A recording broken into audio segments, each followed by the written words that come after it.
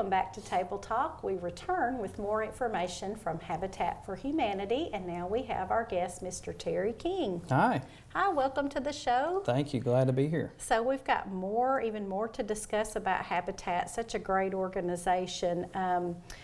Tell us about the need for Habitat. Well, believe it or not, every year our largest problem is someone who is qualified to be an applicant. I think it's always been a general understanding, and I know it was for me, not knowing a lot about Habitat. One of the biggest misconceptions has always been that it's a free home that you get, and I never knew any better until I was part of the organization. I always thought that you're getting a free home, and believe it or not, we actually have specific qualifications that someone has to meet. For one, you have to be needy. You really do need and show us that you need a home. But not only do you have to have a need for a home, but you have to be able to afford one. A lot of people forget that there's a monthly mortgage. So you're actually purchasing the home from Habitat for Humanity. We're the lender, we're the bank. It's a zero interest loan that's carried out, around 25 years, give or take, like most homes. So, that's one of our biggest things, though, is finding someone who meets the qualifications, whether it's the need for a home or whether it's that they have enough income to prove to us that they can purchase the home from us, paying their monthly mortgage. So it's kind of a low-income housing, but enough income to where they're able to afford a small, usually from what I spoke with Todd about, generally the mortgage is less than what they would be paying for apartments. Yeah, and most certainly one of the big things is a lot of the people that we get, for whatever reason, they don't have enough income to be able to meet like a rural development loan or just a loan from a private lender like a bank. But for our home, you don't have that interest, for one, so you're not going to have to worry about paying more money for the loan. It's a zero interest loan.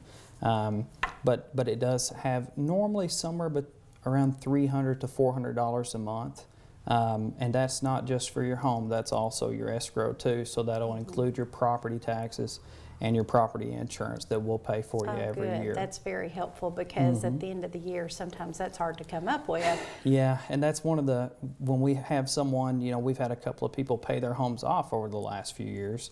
And one thing they forget is that, now they might have to continue to pay those things themselves. And they thought, well, I thought I was done. I said, no, you still got to pay your taxes and you still got to pay your insurance. We're never done, are we? No, not at all. Well, are there other qualifications that a family would need to meet? Yeah, so one real basic one is that you have to be a Warren County resident for at least 1 year. We've had that a couple of times where people move to the area and they're on a real long waiting list for like Section 8 housing or something like that. So, we would need them to be a resident here for 1 year. Another one would be, we have to see that you have, had a good history of either rent, or in some cases, people have owned homes before. So we would have to have that, background. And most people start out by just picking up an application. We have our website, which is H4H, Habitat 4, and then the humanity spelt out of warrencounty.com. Okay. So if you Googled Habitat for Humanity Warren County, you'd find us. And our application's right on there. You can print it out. Or you can go to the McMinnville Electric System. There's an application, or the library. And they have some too. So, we're talking about some of the qualifiers and the misnomer that it's a free home. There's a level of commitment that the family is looking at. Yeah. Talk to us about that commitment. So if we did the application process, the first thing that happens is we have a committee that's on our board of directors called the Family Selection Committee, and they would be the first ones in contact with you to discuss your application. If it is apparent in the application that you would have a chance to become a partner with us, then we start the interview process. We actually come to your home where you're residing now to kind of get a feel for what your need is.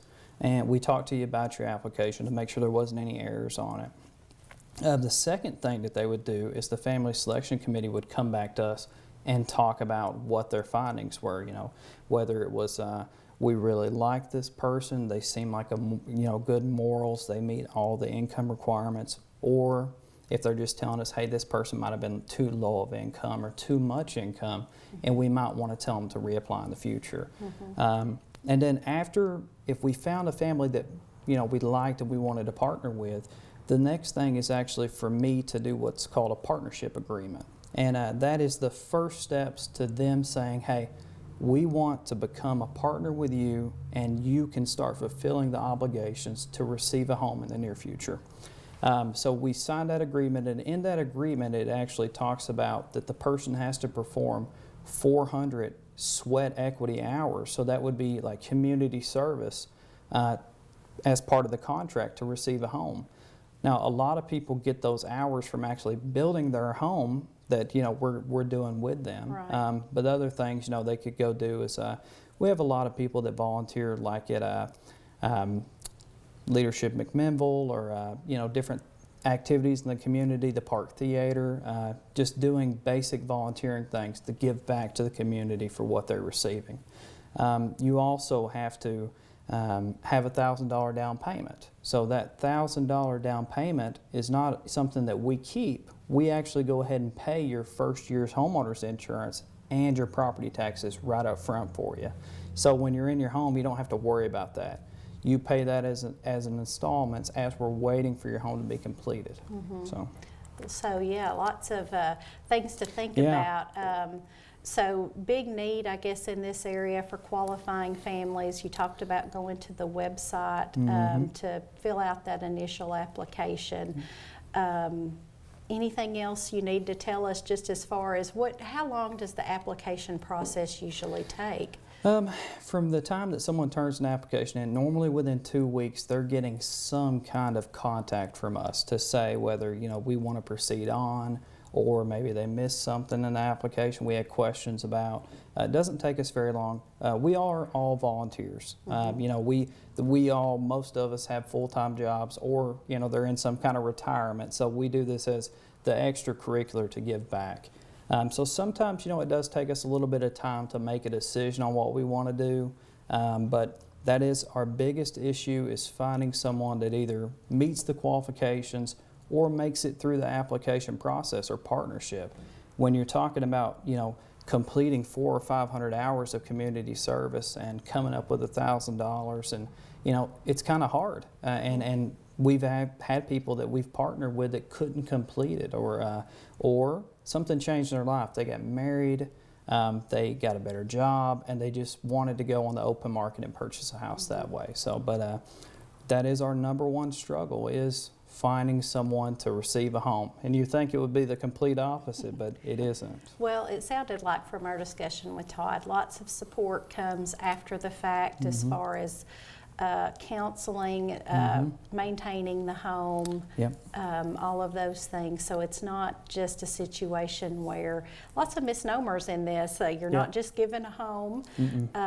You have to work physically if you can, if not in other ways to pay back, and there's a mortgage and lots to think about. But what a great way to give someone that needs a hand up, that wants that. That's exactly what we try to keep it being understood, that it's it's a hand up, it's not a handout. It's to teach you, once that you have met the qualifications and you've received a home, that it'll brighten your future. It'll make you feel like that you are more meaningful to people, and letting people understand that there are people in this community that do care for them, and we want to see them have a better life any way that we can help. That's why this organization's here. I know the last home that we helped with as an organization, it was a young lady, and she had, I believe it was 2 sons, 2 children, I'll say. And what a great thing to provide a stable roof over their head and a good environment. And I noticed that the neighborhood that it was being redone at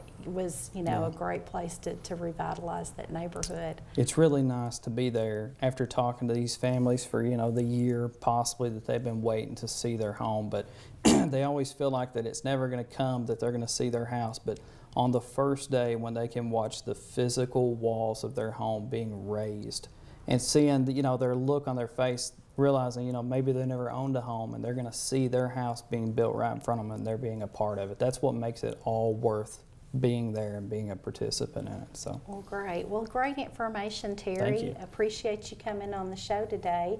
That's it for today's show. We hope you enjoyed learning more about this wonderful group and what all they're doing for local families to provide stable and affordable housing. Until next week, I'm Karen Wilson, and we'll see you again for more Table Talk.